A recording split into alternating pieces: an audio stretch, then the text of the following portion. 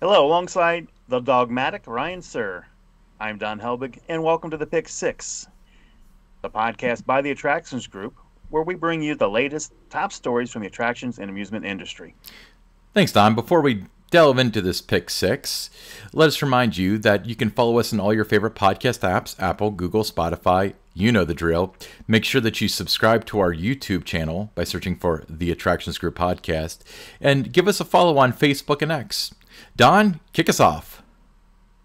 Lightning Rod, one of Dollywood's most popular attractions, has reopened. The ride debuted a new high-speed chain lift that'll provide guests with a more consistent and efficient ride experience despite the removal of the launch system. Once the coaster trains reach the first drop, the ride experience remains identical to the previous format, revered by coaster enthusiasts around the world.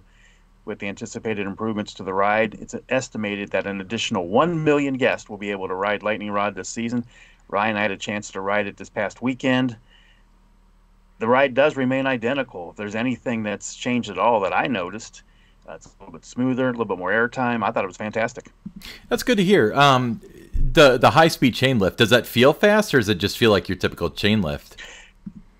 I mean, it goes up at a decent rate. I mean, it's not slow or anything like that. Now, you're not getting launched like you did before, but it always slowed down just before you reach the top anyway. Mm-hmm.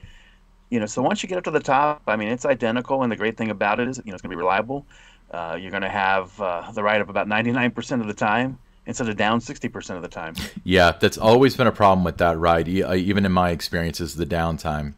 All right, let's move on. So we got some pretty amazing news out of Kentucky Kingdom. While you and I are sitting here wearing our Hawaiian shirts, for those of you who are not watching on YouTube, Kentucky Kingdom is actually getting ready for the holiday season already. So, you know, obviously Herschend bought Kentucky Kingdom a few years ago, and it's extending its season by 24 days for 2024 for Christmas at Kentucky Kingdom, which is going to be an $8 million holiday event with over 1 million lights. Holly Jolly Junction for reindeer food and cookies, Santa's Village for meeting Father Christmas, and a snow zone with a 4-story snow tubing hill. So, you know, they advertised that was going to be big, and, you know, this is much bigger than anybody had anticipated. I think I told you, like, I'm pretty sure it's something to do with the wave pool or something like that, but I was wrong, so were my sources. Yeah, very pleasant surprise. I think it's a great thing for the city of Louisville. A great thing for Kentucky Kingdom and all of its guests. You know, I'm very excited about it. And in fact, I'm so excited, I bought a season pass. That's great to hear, Don. Kentucky Kingdom's one of those parks that doesn't get nearly enough credit, but this is included in your 2024 season pass. So what a deal, right? It's a great deal. It's a nice park. I think, you know, with Herschend involved, you know, it's going to be done well. I'm looking forward to it. Excellent. All right. What's up next? Six Flags Great America in Jackson, New Jersey. It's preparing to open for its 50th anniversary season. That'll begin on March 16th. The amusement park will launch the Wild Safari Park on March 30th, the Flash Vertical Velocity ride this summer, the Savannah Sunset Resort and Spa on June 14th, and a new Splash Island area with a treehouse play structure and 7 slides on May 18th at Hurricane Harbor. A lot of exciting things going on at Six Flags Great Adventure. Yeah, do they sleep over there at Great Adventure? Because it sounds like they've got something going on in every aspect of the park. Yeah, it seems like every time we turn around, there's something new being announced there. Yeah, absolutely. All right, so moving on to merger news, which, you know, I'm almost tired of talking about it, but we're just getting started, really. But the Six Flags shareholders overwhelmingly approved the merger with Cedar Fair. Out of the 83.5 million eligible shares, 67.4 million voted yes, 195,471 voted no, and 158,821 abstained, as per the Tuesday filing with the SEC. However, this vote isn't the final verdict, as U.S. Department of Justice is reviewing the deal for antitrust issues. Notably, Cedar Fair shareholders won't have a say in the matter, leading to the content among some of the long-term shareholders who believe the structure is designed to prevent their vote. Which it's an interesting take, because the reason why the Cedar Fair shareholders don't have a vote is because any merger in which Cedar Fair retains 51% ownership negates the unit holders from a vote. And with that dividend payout that Six Flags is doing, that's what's happening here.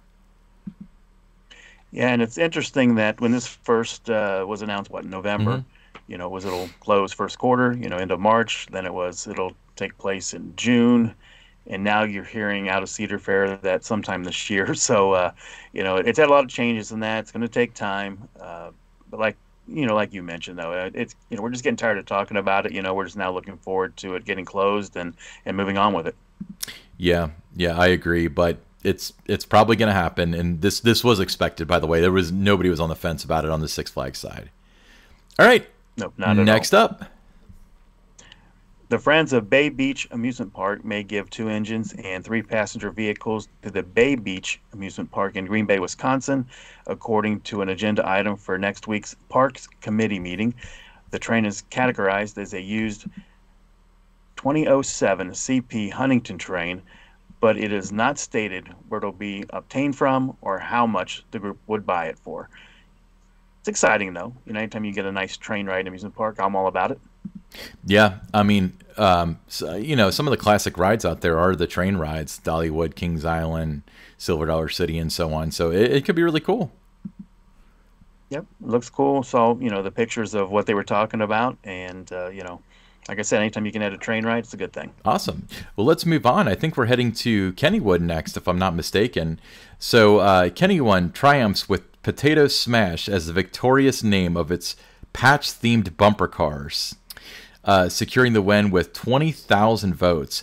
Families have had a chance to relish this cheesy ride together. Families now have a chance to relish this cheesy ride together. I see what you did there. As the new experience boasts a lower height requirement, the vote for the most appealing new ride naming sweepstakes drew in nearly 20,000 participants, with Potato Smash emerging as the favorite choice, claiming half of the total votes. So it's interesting that we're getting Potato Smash from Kennywood, and we're getting Good Gravy from Holiday World. I see a theme forming here. Yep, some great tasting rides, right? Yeah, I mean, if there's anything that any critique I had for both Holiday World and Kennywood is that their rides tasted terrible. So I'm glad to see that that's getting upgraded nowadays. No, what I liked about it is they involved their guests. Let them have a say in what the ride would be named. That's true. All right, moving along. All right, our listener questions. We got a couple of them here. The first one from 10W. He says, "You're my favorite industry podcast, accompanying my commute each week. As a train enthusiast, I'm curious, which theme park, in your opinion, offers the best train ride?" You want me to go first, or should you go first? Go ahead. Yeah, you go ahead. My favorite train ride is probably Dollywood Express. I mean, that's a pretty easy answer. I would say Dollywood Express. I think Cedar Point's creeped up a little bit on me, and both of those are coal fired, and I think that's like super neat. And then the reason why Kings Island's kind of fell a little bit, although their trains are some of the neatest, is that they are propane fired, so it's not nearly as authentic. But if I had to choose one, it would be Dollywood Express. How about you? No question about it. It's the Dollywood Express. 20-minute ride. You're going through the mountains. It's tough to beat that one. I do like Cedar Points, but it's Dollywood for me. Yeah, Cedar Points. I didn't know that they had the whole Boneville thing until a couple years ago. So I can't believe I missed out on that for like 15 years of visiting Cedar Point. So that's very, very cool. Next question. Yeah, next question is Jimmy Carson, Milwaukee, Wisconsin. He says, "I'm going to Orlando on business next month and want to slip in a visit to Walt Disney World." While you're there, yeah, you got to do that. He says, "If I only have time to visit one of the parks, which one should I choose and why? Thanks." That's hard to say. The quintessential answer is Magic Kingdom. If you've never been to a Disney park, then probably Magic Kingdom would be a good one to go to. My personal favorite Disney park is Epcot. Epcot is probably my favorite park, like, on Earth. So I'm gonna settle. I tell you what, I'm gonna settle on this. If you haven't been yet, go to Magic Kingdom. Make sure you buy the Lightning Lane if you only have one day, by the way. But that's a good, like, quintessential, like, you understand what Disney's all about with Magic Kingdom. If you've been before, and you're just looking to make some sort of trip and you just want to have some fun, maybe Hollywood Studios. That's a great park with a lot of like more thrilling rides. I'm not sure when you're going, but Aerosmith Rock and Roller Coaster will reopen this summer, so you'll have a coaster to ride. It's very similar to Flight of Fear, actually. And of course, the greatest ride of all time, Tower of Terror. And then some fun things like Muppets and Rise of the Resistance, of course. But I don't know, Don. If you could only visit one, what would you recommend? It's going to be Magic Kingdom. You kind of touched on a little bit. To me, it's the most magical of the parks. I think it's the one park where, you feel Walt Disney's presence the most. So I would pick that one. Yeah. I mean, but the thing though is like if he visits every year and he just wants another worm in his ear as to like which one should I visit, I think that maybe Hollywood Studios would be better, especially if it's an adult that like kind of likes the thrill and stuff. But you're right. If it's like your first time visiting in a while, or you're only going to visit once in a long time or whatever, then Magic Kingdom would probably be the best route to go. But yeah, so hey, we're running a poll on our X platform, formerly known as Twitter, which amusement park or theme park stands out for the best wooden coaster lineup. So the options are Holiday World, Kennywood, Kings Island, and you can just go to attractions_GRP to cast your vote on the platform formerly known as X. But hey, I'm Ryan Sir, along with Don Helbig, and this was the Pick 6.